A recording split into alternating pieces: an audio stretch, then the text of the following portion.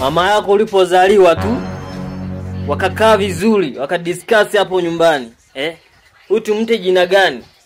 Wakaona tumuite Matindora, tumuite Maparage.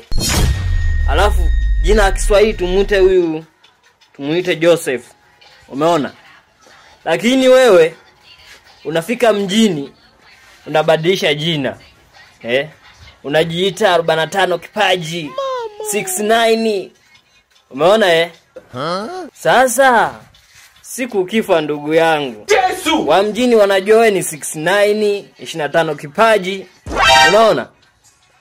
Nyumbani wanakujua wewe ni Joseph, Matindora, Maparage. Umeona? Sasa hapo tunashindwa kuelewa huu mwili tunausafirishije sasa? Kama ni kusafisha, tunasafirishije? Oi. Sipende hiyo kitu hiyo. Takuja kukukosa siku moja. Nachanganyikiwa mjukuu wangu kweli.